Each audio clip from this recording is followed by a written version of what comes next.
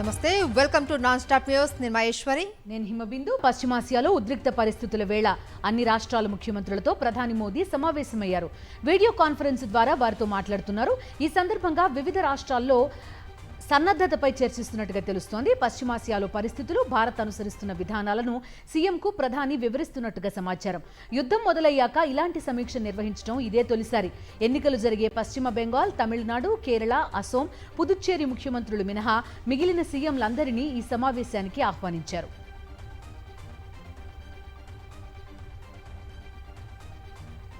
అమరావతిపై అసెంబ్లీలో తీర్మానం కేవలం డ్రామా అని మండిపడ్డారు ఎమ్మెల్సీ కల్పలతారెడ్డి. ప్రభుత్వానికి చిత్తశుద్ధి ఉంటే శాసన మండలిలో ఆ తీర్మానం ఎందుకు పెట్టడం లేదు అని ప్రశ్నించారు. చంద్రబాబు అమరావతి రైతుల భూములు తీసుకోవడానికే ఈ తీర్మానం పెడుతూ ఉన్నారని ఫైర్ అయ్యారు. గతంలోనే తీర్మానం చేసి కేంద్రానికి పంపాక మళ్ళీ ఇప్పుడు తీర్మానం దేనికోసమో అని ఆమె ప్రశ్నించారు. మేము చెప్పేది అమరావతికి మేము వ్యతిరేకం కాదు. మీరు అమరావతి పేరు మీద దోపిడీ చేయడం కోసం ఈరోజు మళ్ళీ అమరావతి దాని మీద, రాజధాని మీద మీరు ఈ బిల్లు పెట్టడం జరుగుతుంది. ఒక అసెంబ్లీలోనే పెడితే సరిపోతుందా? శాసన మండలికి ఎందుకు ఈ బిల్లును మీరు పాస్ చేయట్లేదు? అంటే శాసన మండలికి ఈ బిల్లు పాస్ చేస్తే అక్కడ అందరం అంటే బిల్లునేమన్నా అంటే మేము మా బలం ఎక్కువ ఉంది కాబట్టి దాని మీద మేము ఏమన్నా అబ్జెక్ట్ చేస్తామని మీకు భయమా అని నేను అడుగుతున్నా. ఎందుకంటే మేము ఎప్పుడూ కూడా రైతుల పక్షాన ఉంటాం, రైతుల కోసం పోరాడుతున్నాం. దేశవ్యాప్తంగా శ్రీరామనవమి వేడుకలు అత్యంత వైభవంగా జరిగాయి. అయోధ్య సహా అన్ని రామ మందిరాల్లో ఉత్సవాలు కన్నుల పండుగగా నిర్వహించారు. భద్రాచలం, మహానంది, విజయనగరం జిల్లా రామతీర్థంలో సీతారాముల కళ్యాణం వేద మంత్రాలు, మంగళ వాయిద్యాల నడుమ ఘనంగా జరిపారు. భద్రాచలంలో సీతారామచంద్రులకు సీఎం రేవంత్ రెడ్డి పట్టువస్త్రాలు సమర్పించారు. అభిజిత్ లగ్నంలో స్వామి అమ్మవార్ల కళ్యాణోత్సవం జరిగింది. పెద్ద ఎత్తున భక్తులు తరలివచ్చి సీతా సమేతుడైన రాముల వారిని దర్శించుకున్నారు.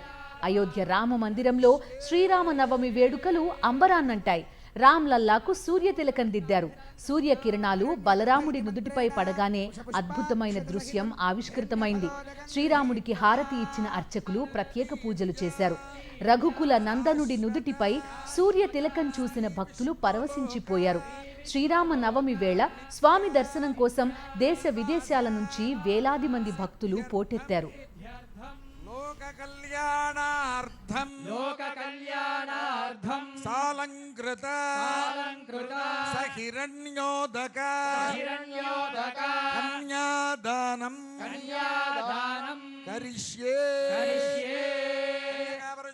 సుగంధకుసుమాక్షతనూతన వస్త్రాదిభిరలంకృత్య హిరణ్యగర్భగితి మంత్రేణ కుశపుష్పాక్షత సహితం హిరణ్యఫలోదకం గృహీత్వా. వైఎస్ఆర్ జిల్లా ఒంటిమిట్ట శ్రీ కోదండరామస్వామి ఆలయ బ్రహ్మోత్సవ శోభను సంతరించుకుంది. ఒంటిమిట్ట కోదండ రామాలయంలో ధ్వజారోహణ కార్యక్రమాన్ని ఘనంగా నిర్వహించారు. తిరుమల తిరుపతి దేవస్థానం ఆధ్వర్యంలో ఒంటిమిట్ట కోదండరామస్వామి బ్రహ్మోత్సవాలు వైభవంగా జరుగుతూ ఉన్నాయి. తెలుగు రాష్ట్రాల నుంచి పెద్ద ఎత్తున భక్తులు తరలివస్తున్నారు. భక్తులు ఎంతో ఆసక్తిగా ఎదురు చూసే శ్రీ సీతారాముల కళ్యాణ మహోత్సవం ఏప్రిల్ 1వ తేదీన కన్నుల పండుగగా జరగనుంది.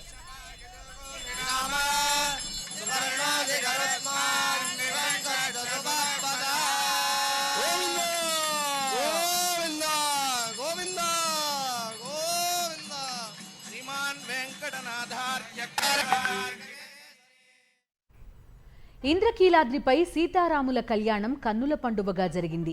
వేద మంత్రోచ్చారణలు, మంగళ వాయిద్యాల మధ్య అభిజిత్ లగ్నంలో సీతారాముల కళ్యాణం నిర్వహించారు. పెద్ద సంఖ్యలో భక్తులు పాల్గొని స్వామి అమ్మవార్ల వివాహ వేడుకను తిలకించారు. దేవస్థానం తరపున ఆలయ అధికారులు పట్టు వస్త్రాలు సమర్పించారు. ఇక రేపు ఉదయం 11 గంటలకు రాములవారి పట్టాభిషేకం నిర్వహించనున్నారు.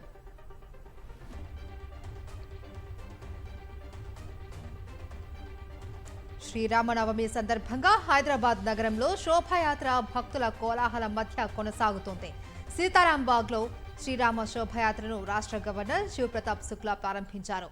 జై శ్రీరామ్ నినాదాలతో మార్మోగుతూ ఉన్నాయి భాగ్యనగర వీధులు.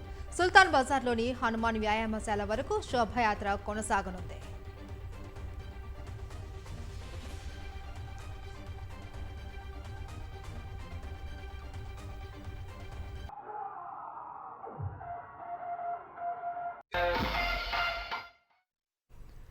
తాడేపల్లి వైఎస్ఆర్సీపీ కేంద్ర కార్యాలయంలో శ్రీరామనవమి వేడుకలు ఘనంగా జరిగాయి. కార్యాలయ ఆవరణలో తాటాకు పందిరి వేసి సీతారాముల కళ్యాణ మహోత్సవం నిర్వహించారు. శ్రీరాముడి ఖ్యాతిని వివరించారు అర్చకులు. కళ్యాణం అనంతరం తీర్థ ప్రసాదాలు అందజేశారు. సీతారామచంద్ర స్వామి కళ్యాణంలో వైఎస్ఆర్సీపీ స్టేట్ కోఆర్డినేటర్ సజ్జల రామకృష్ణారెడ్డితో పాటు పలువురు కీలక నేతలు, కార్యకర్తలు పాల్గొన్నారు. సజ్జల రామకృష్ణారెడ్డికి పండితులు వేదాశీర్వచనం పలికారు.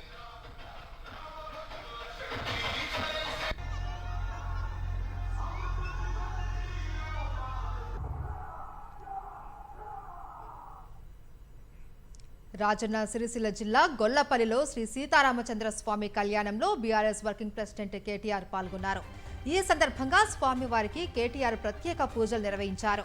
రాష్ట్ర ప్రజలు సుఖ సంతోషాలతో ఉండాలి అని ఆ భగవంతుని ప్రార్థించినట్లు కేటీఆర్ తెలిపారు.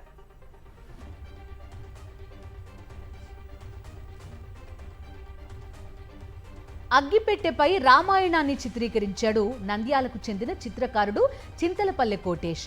శ్రీరామనవమి సందర్భంగా అగ్గిపెట్టె మీద మైక్రో పెన్, బ్రష్లతో వాటర్ కలర్స్ ఉపయోగించి 3 గంటల్లో రామాయణంలోని ప్రధాన ఘట్టాలు చిత్రీకరించాడు. శ్రీరాముని జననం నుంచి సీతాదేవి అగ్ని పరీక్ష వరకు ప్రధాన ఘట్టాలను చిత్రీకరించినట్టు కోటేష్ తెలిపారు. శ్రీరాముడు సత్యవంతుడు, దయామయుడు, పురుషోత్తముడు, పరాక్రమవంతుడు, ఆదర్శప్రాయుడు అని కొనియాడారు. రామాయణం గురించి ఎన్నిసార్లు విన్నా తనివి తీరదన్నారు. అన్నమయ్య జిల్లా రాయచోటిలో అపచారం జరిగింది. సీతారాములకు పట్టు వస్త్రాలు సమర్పించడానికి మంత్రి రాంప్రసాద్ రెడ్డి చెప్పులేసుకొని వెళ్లారు. స్వామివారి పట్టు వస్త్రాలు నెత్తిన పెట్టుకుని చెప్పులు వేసుకోవడంపై భక్తులు మండిపడుతూ ఉన్నారు. చంద్రబాబు బాటలోనే మంత్రి రాంప్రసాద్ రెడ్డి కూడా నడుచుకుంటూ ఉన్నారని దుయ్యబట్టారు.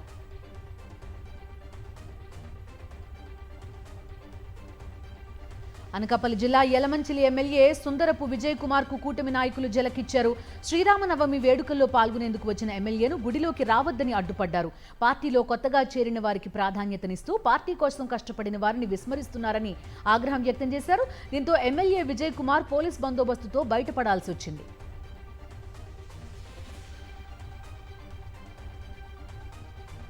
శ్రీరామనవమి వేళ వికారాబాద్ జిల్లా పరిగి మండలం కాడ్లాపూర్ రైతులు తమ భూములను రక్షించాలి అని ఆ రామయ్యకే విన్నవించుకున్నారు.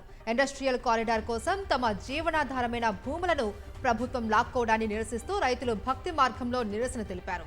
కాడ్లాపూర్, రాపోలు గ్రామాలలో కలిపి మొత్తం 1197 ఎకరాల భూసేకరణ కోసం ప్రభుత్వం ఇచ్చిన నోటిఫికేషన్ తమ పాలిట మరణ శాసమని రైతులు ఆవేదన వ్యక్తం చేస్తున్నారు. మా భూమి మా ప్రాణం అంటూ రాసిన బ్యానర్లను ప్రదర్శిస్తూ తమ భూములు పరిశ్రమల పాలవ్వకుండా చూడాలి అని ఆ రామచంద్రుడిని వేడుకున్నారు.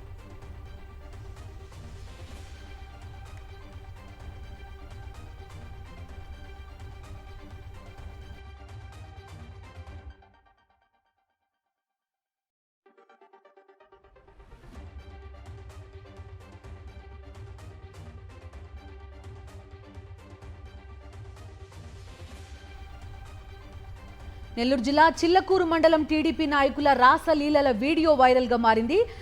తమ్మినపట్టణం కోదండరామస్వామి ఆలయ చైర్మన్ సతీష్ యాదవ్ కామలీలలు వెలుగులోకి వచ్చాయి. ఓ మహిళతో గెస్ట్ హౌస్లో 3 టీడీపీ నేతలు కలిసి గానా బజానా దృశ్యాలు కలకలం రేపుతున్నాయి. బొల్లవోలు టీడీపీ నాయకుడు దువ్వూరు వినయ్ బట్టలు విప్పి చేసిన నాగిని డాన్స్ వైరల్గా మారింది. టీడీపీ నేతలు రోజురోజుకి దిగజారిపోతున్నారని ప్రజలు ఆగ్రహం వ్యక్తం చేస్తున్నారు. పవిత్ర ఆలయ చైర్మన్లు అసభ్యకర నృత్యాలు చేయడంపై మండిపడుతున్నారు ప్రజలు. అధికార టీడీపీ, జనసేన ఎమ్మెల్యేలు, నేతలు కామకేళిలో ఒకరిని మించి మరొకరు అన్నట్టుగా రాసలీలల్లో మునిగి తేలుతున్నారు. ప్రజల సమస్యలను పరిష్కరించడం మర్చిపోయి వివాహేతర సంబంధాల్లో బిజీగా గడుపుతున్నారు. టీడీపీ ప్రజాప్రతినిధులు, నేతలు డ్రగ్స్ పార్టీలు రాసలీలల్లో మునిగి తేలుతుండడం తీవ్ర చర్చనీయాంశమైంది. ఇటీవల హైదరాబాద్లో ఏలూరు టీడీపీ ఎంపీ పుట్టా మహేష్ ఒక డ్రగ్స్ పార్టీలో అడ్డంగా దొరికిపోయాడు. కూటమి ప్రభుత్వం జాతీయ స్థాయిలో పరువు పోగొట్టుకుంటుంది. గత కొద్ది రోజులుగా కూటమి నాయకుల రాసలీలల వీడియోలు బయటపడుతూ ఉన్నాయి. దీనిపై ప్రముఖ జర్నలిస్ట్ సుచేత దలాల్ స్పందించారు. ఏకంగా కూటమి నాయకుల వీడియోలను ఎక్స్లో రీపోస్ట్ చేస్తూ భారత రాజకీయ నాయకులు ఎప్స్టీన్ కంటే దారుణమైన వారు అంటూ పోస్ట్ చేశారు. తిరుపతి జిల్లా రైల్వే కోడూరు జనసేన ఎమ్మెల్యే అరవ శ్రీధర్ బాధితురాలు మరో వీడియో విడుదల చేశారు. తనకు జరిగిన అన్యాయంపై డిప్యూటీ సీఎం పవన్ కు ప్రశ్నాస్త్రాలు సంధించారు. జనసేన ఎమ్మెల్యే అరవ శ్రీధర్ దర్జాగా బయట పార్టీ కార్యక్రమాల్లో తిరుగుతున్నాడని, ఇదెక్కడి న్యాయమని నిలదీశారు. రేపు మీ కుటుంబాల్లో కూడా ఇలాగే జరిగితే మా పార్టీనే అని ముడుచుకుని కూర్చుంటారా అని పవన్ ను ప్రశ్నించారు. ఇక తనకు న్యాయం చేయకపోతే విజయవాడ జనసేన కార్యాలయం ముందే పెట్రోల్ పోసుకుని ఆత్మహత్య చేసుకుంటానని అరవ శ్రీధర్ బాధితురాలు హెచ్చరించారు. అతన్ని బయట కార్యక్రమాల్లోకి ఇన్వాల్వ్ చేయాలి అనుకుంటే మీరు సమాజానికి కానీ ప్రజలకు కానీ ఏం తెలియజేస్తున్నట్టు? రేపు మీ కుటుంబాల్లో కూడా ఇలా జరిగితే ఏం చేస్తారు? మా పార్టీ అని చెప్పేసి ముడుచుకొని కూర్చుంటారా? కానీ I still believe in Pawan Kalyan garu. ఒక పార్టీ నివేదిక ఇవ్వకుండా ఎమ్మెల్యే అరవ శ్రీధర్ని పార్టీ ఆఫీస్లోకి అలో చేస్తున్నారు, పార్టీ కండువా వేసుకోవడానికి అలో చేస్తున్నారు. వాడు పబ్లిక్గా సోషల్ మీడియాలో పోస్టులు చేస్తున్నాడు, ప్రజల్లోకి వస్తున్నాడు అంటే దీన్ని మీరు ఏం మెసేజ్ ఇద్దామని చెప్పేసి స్టేట్కి? ఇటువంటి వాళ్ళు అమ్మాయిలకు అన్యాయం చేసినా సరే, అమ్మాయిల్ని రేప్ చేసినా సరే, అమ్మాయిల్ని మోసం చేసినా సరే మీరు వదిలేస్తారు, అంతే కదా? యు ఎగ్జాక్ట్లీ మీన్ ఇది ఇలాగే ఉంటుంది అంటే నాకు ఆత్మహత్య తప్ప వేరే దారి లేదు. అది కూడా నేను మీ పార్టీ ముందే జనసేన పార్టీ విజయవాడలో వచ్చి మీ పార్టీ కార్యాలయం ముందే నేను పెట్రోల్ పోసుకొని తగలబెట్టేసుకుంటాను. పశ్చిమ గోదావరి జిల్లా తాడేపల్లిగూడెం నియోజకవర్గ వైఎస్ఆర్సీపీ ఇన్ఛార్జ్ వడ్డీ రఘురాంను మాజీ మంత్రి అంబటి రాంబాబు మర్యాదపూర్వకంగా కలిశారు. ఈ సందర్భంగా చంద్రబాబుపై అంబటి రాంబాబు విమర్శలు గుప్పించారు. శ్రీ వెంకటేశ్వర స్వామిని కూడా రాజకీయాలకు వాడుకున్న వ్యక్తి చంద్రబాబు అన్నారు. పెమ్మసానికి పెద్దగా కష్టపడకుండానే కేంద్ర మంత్రి పదవి దక్కింది అని, అందుకే కళ్ళు నెత్తికి ఎక్కాయన్నారు అంబటి రాంబాబు.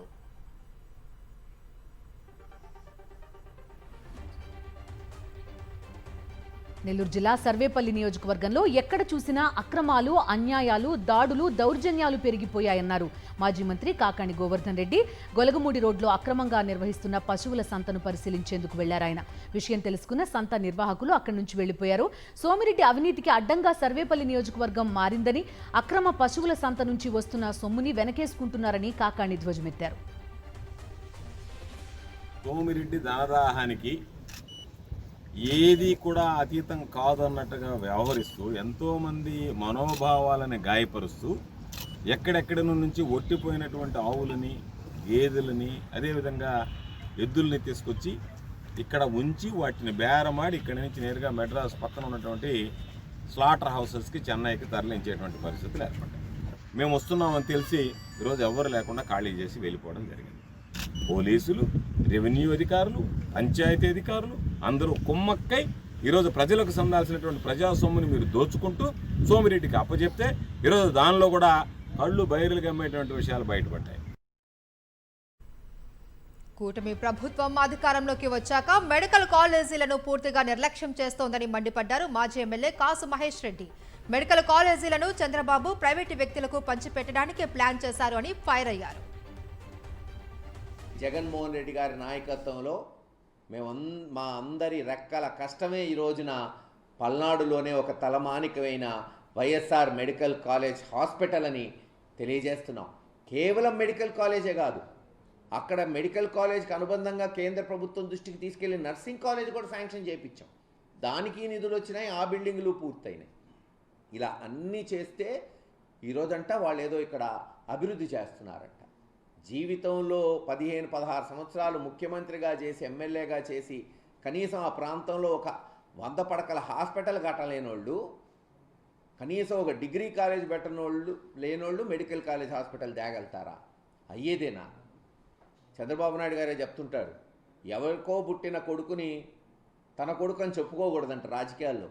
అలాగే వైఎస్ఆర్సీపీ చేసిన అభివృద్ధి మెడికల్ కాలేజ్ హాస్పిటల్ని మేము తెచ్చామని ఈరోజు తెలుగుదేశం నాయకులు చెప్తున్నారంటే ఇంతకన్నా సిగ్గుచేటు ఇంకోటి ఉండదు. కోనసీమ జిల్లా ఐనవిల్లి మండలం నెదునూరు గ్రామంలో కుమ్మరి డ్రైన్ ని ఆనుకుని కూటమి నేతలు అక్రమ కట్టడాలు కడుతున్నారని వైఎస్ఆర్సీపీ పి గన్నవరం నియోజకవర్గ ఇన్ఛార్జ్ శ్రీనివాస్ అన్నారు. టీడీపీ నేత మోకా ఆనంద్ సాగర్ కుమ్మరి డ్రైన్ పై అక్రమ కట్టడాలు నిర్మిస్తున్నారని ఆరోపించారు. కాగితాలు, వీడియోల రూపంలో అధికారులకు ఆధారాలు సమర్పించినా పట్టించుకోవడం లేదన్నారు. డ్రైన్ మీద అక్రమ కట్టడాలు నిలిపివేయాలన్నారు. చాలా చోట్ల అక్రమ నిర్మాణాలు జరుగుతున్న ఎమ్మెల్యే గిడ్డి సత్యనారాయణ పట్టించుకోకపోవడం దారుణమన్నారు. అక్రమ కేసులో అరెస్ట్ అయి గుంటూరు జిల్లా జైల్లో ఉన్న వైఎస్ఆర్సీపీ నేత పిన్నెల్లి వెంకటరామిరెడ్డి ఇవాళ విడుదలయ్యారు. గుండ్లపాడులో జరిగిన డబుల్ మర్డర్కు తనకు ఎటువంటి సంబంధం లేదు అన్నారు పిన్నెల్లి వెంకటరామిరెడ్డి. కొంతకాలంగా రాజకీయాలకు దూరంగా హైదరాబాద్లో ఉంటున్న అక్రమ కేసులో ఇరికించారు అని మండిపడ్డారు. కుట్రలతో 107 రోజుల పాటు జైల్లో ఉంచారు అని ఆవేదన వ్యక్తం చేశారు. తనను అక్రమంగా ఈ కేసులో ఇరికించిన వారికి శిక్ష పడేలా న్యాయ పోరాటం చేస్తానన్నారు పిన్నెల్లి వెంకటరామిరెడ్డి.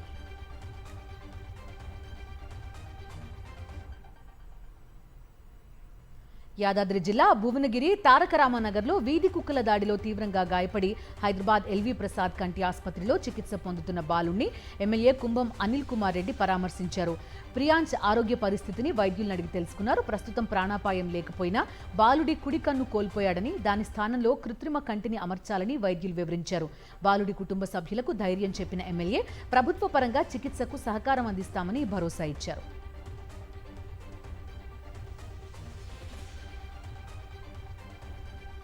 హైదరాబాద్లో ఆటో డ్రైవర్లను ఎల్పీజీ, సీఎన్జీ గ్యాస్ కొరత వేధిస్తోంది. గ్యాస్ ఫిల్లింగ్ స్టేషన్లలో భారీగా బారులు తీరాయి ఆటోలు. కొన్ని గ్యాస్ ఫిల్లింగ్ స్టేషన్లలో నో స్టాక్ బోర్డులు దర్శనమిస్తుండగా స్టాక్ ఉన్న ఫిల్లింగ్ స్టేషన్లలో భారీ క్యూ లైన్లు ఉన్నాయి. గ్యాస్ ఫిల్లింగ్ స్టేషన్లకు ఆటోల తాకిడి తీవ్రంగా పెరిగింది. గ్యాస్ లేక ఆటోలు స్తంభించడంతో ప్రయాణికులు ఇబ్బందులు పడుతున్నారు.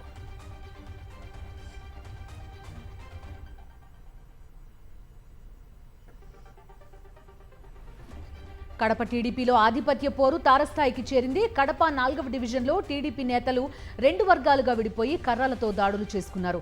ఘర్షణలో టీడీపీ డివిజన్ ఇన్ఛార్జ్ ఆవుల వెంకటేష్కు తీవ్ర గాయాలు కాగా కడప రిమ్స్లో చికిత్స పొందుతున్నాడు.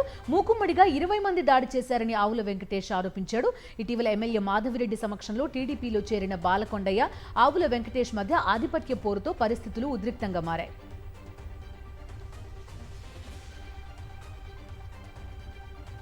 శ్రీకాకుళం జిల్లా పాతపట్నంలో గిరిజన బాలిక అత్యాచారం, హత్య కేసు మిస్టరీ వీడటం లేదు. ఒక్కొక్కటిగా సంచలన విషయాలు వెలుగులోకి వస్తున్నాయి. బాధితురాలి తల్లిదండ్రులు నిందితుడు వెంకటేశ్వరరావుపై సంచలన ఆరోపణలు చేశారు. వెంకటేశ్వరరావుకు డబ్బు, రాజకీయ పలుకుబడి ఉంది అని, అతని కుమార్తె జీజీహెచ్లో డాక్టర్గా పనిచేస్తోందని తెలిపారు. తండ్రిని కాపాడేందుకు కుమార్తె ప్రయత్నిస్తోందని, పోస్టుమార్టం రిపోర్టు మార్చేందుకు ప్రయత్నిస్తూ ఉన్నారని బాధితులు ఆరోపిస్తున్నారు. నిందితుడు వెంకటేశ్వరరావుకు ఉరిశిక్ష విధించాలి అని డిమాండ్ చేస్తున్నారు బాలిక తల్లిదండ్రులు.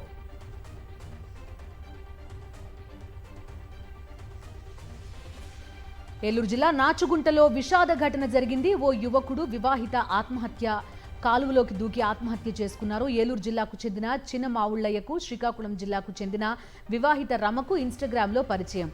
వయసులో తనకంటే 10 ఏళ్ల పెద్దదైన వివాహిత రమను చిన్నమావుళ్లయ్య రహస్యంగా ప్రేమ వివాహం కూడా చేసుకున్నాడు. అయితే రమకు ముందే పెళ్ళై 2 పిల్లలున్నారు. వీరిద్దరి వ్యవహారం రమ తల్లిదండ్రులకు, భర్తలకు తెలిసింది. 2 కుటుంబాల మధ్య గొడవలు కూడా జరిగాయి. దీంతో తీవ్ర మనస్తాపానికి గురైన చిన్న మావుళ్లయ్య, రమ ఆత్మహత్య చేసుకున్నారు. సమాచారం అందుకున్న పోలీసులు ఇద్దరి మృతదేహాలను వెలికితీశారు. పండగ పూట కర్నూలు జిల్లాలో విషాదం జరిగింది.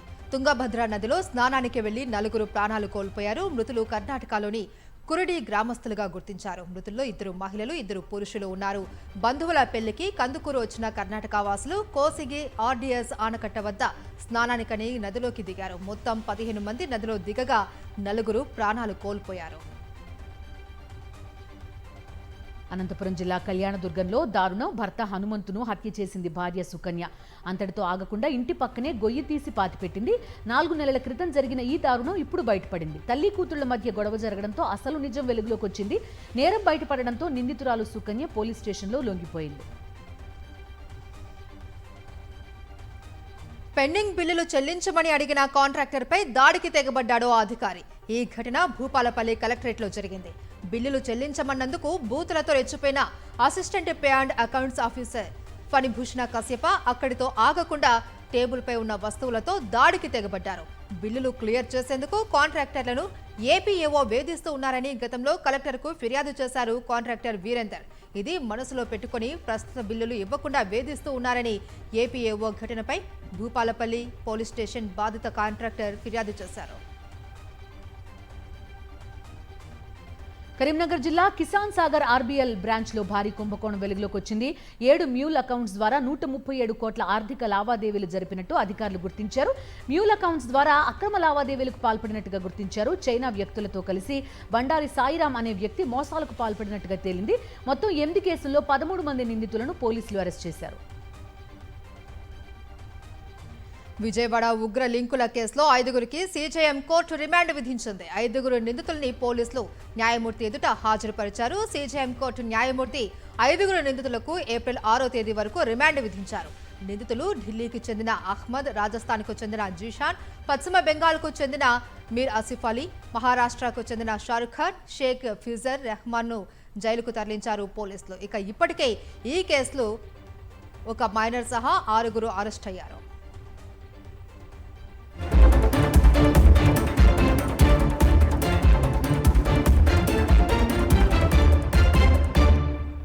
జాతీయ వార్తలు చూద్దాం. కేంద్ర ప్రభుత్వం కీలక నిర్ణయం తీసుకుంది. చమురు సంస్థలపై భారం తగ్గించే చర్యలు తీసుకుంది.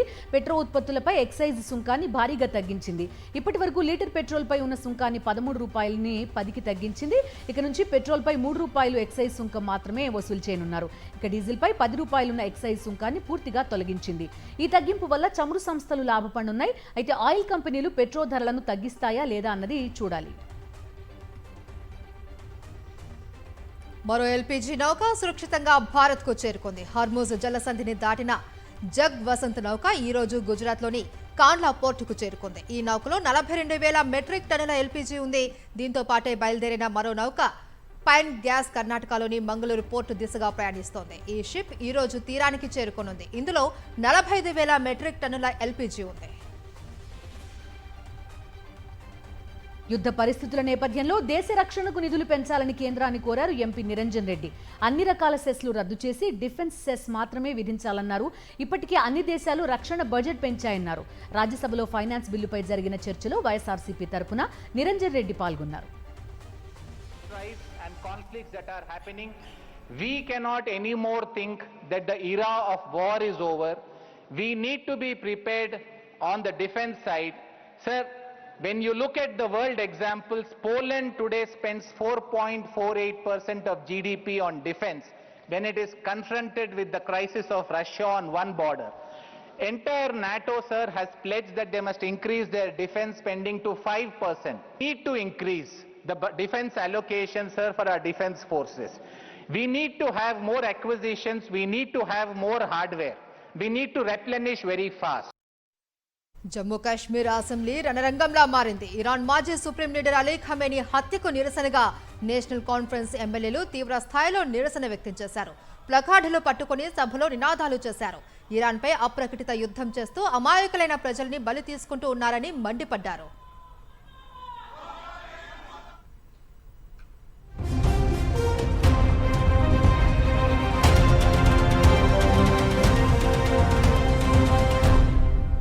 అంతర్జాతీయ వార్తలు చూద్దాం. సంచలన వ్యాఖ్యలు చేయడం, సొంత డబ్బా కొట్టుకోవడానికే పరిమితమయ్యారు అమెరికా అధ్యక్షుడు డొనాల్డ్ ట్రంప్. ఓవైపు హార్మూజ్ విషయంలో మిత్ర దేశాలు సహకరించడం లేదని మండిపడుతున్నారు. మరోవైపు తమకు అసలు హార్మూజ్ అవసరమే లేదంటూ ప్రకటన చేశారు. తమ వద్ద చాలా ఆయిల్ నిల్వలున్నాయని, తమ దేశానికి ఎలాంటి ఇబ్బంది లేదని చెప్పుకొచ్చారు.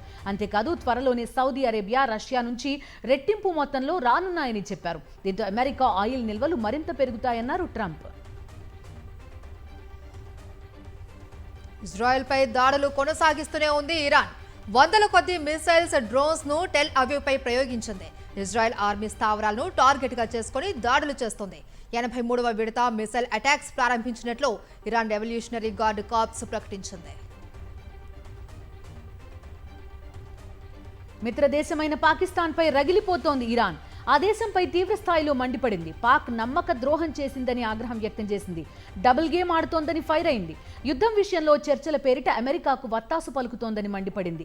ఇక నుంచి హార్ముజ్ జలసంధిలో పాకిస్తాన్ నౌకలకు ప్రవేశం లేదని ప్రకటించినట్టు అంతర్జాతీయ మీడియాలో కథనాలు వెలువడ్డాయి. గల్ఫ్ దేశాలను భారీ వర్షాలు వణికిస్తూనే ఉన్నాయి. యుఏఈ, ఖతర్లో ఇంకా కుండపోతగా వర్షాలు కురుస్తూ ఉన్నాయి. ఏకధాటి వర్షాల కారణంగా వరదలు భీభత్సం సృష్టిస్తున్నాయి. భారీ వర్షాల కారణంగా గల్ఫ్ దేశాలలో జనజీవనం అస్తవ్యస్తమైంది. ఉరుములు, మెరుపులు, ఈదురుగాలులతో కూడిన భారీ వర్షాలు కురుస్తూ ఉన్నాయి. యుఏఈ వ్యాప్తంగా నల్లని మేఘాలు కమ్ముకున్నాయి.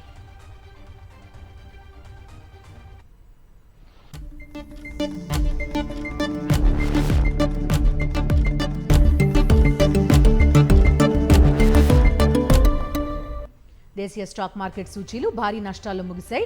సెన్సెక్స్ 1690 పాయింట్ల నష్టంతో 73,583 వద్ద ముగిసింది.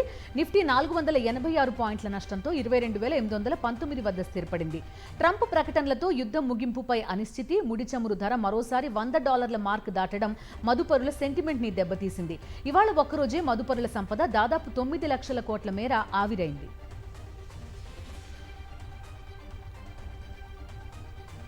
అంతర్జాతీయ అనిశ్చితుల నేపథ్యంలో బంగారం ధరల్లో హెచ్చుతగ్గులు కొనసాగుతున్నాయి. పెరుగుతున్న క్రూడ్ ఆయిల్ ధరలు, యుఎస్ ట్రెజరీ బాండ్స్పై అధిక రాబడి, డాలర్ బలపడటం వంటి పరిణామాలు బంగారం ధరలపై ఒత్తిడి పెంచుతున్నాయి. ఇవాళ హైదరాబాద్లో 24 క్యారెట్ల 10 గ్రాముల బంగారం ధర ₹160 పెరిగి 1,40,710 రూపాయలకు చేరింది. ఇక 22 క్యారెట్ల 10 గ్రాముల పసిడి ధర ₹150 పెరిగి 1,32,650 రూపాయలుగా ఉంది. కిలో వెండి 15,000 తగ్గి 2,45,000 రూపాయలకు చేరింది. విజయవాడలో కూడా ఇవే ధరలు కొనసాగుతున్నాయి.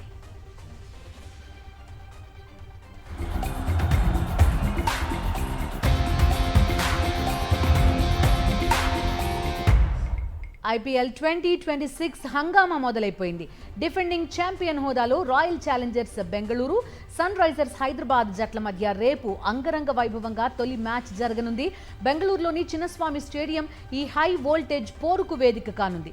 గత సీజన్లో తొలిసారి ఐపీఎల్ ట్రోఫీని ముద్దాడి చరిత్ర సృష్టించిన ఆర్సీబీ అదే జోష్ని ఈసారి కూడా కొనసాగించాలని పట్టుదలతో ఉంది. మరోవైపు T20 world cup hero Ishan Kishan సారథ్యంలో బరిలోకి దిగుతున్న హైదరాబాద్ తొలి మ్యాచ్లోనే బెంగళూరుని ఢీకొట్టేందుకు సిద్ధమైంది.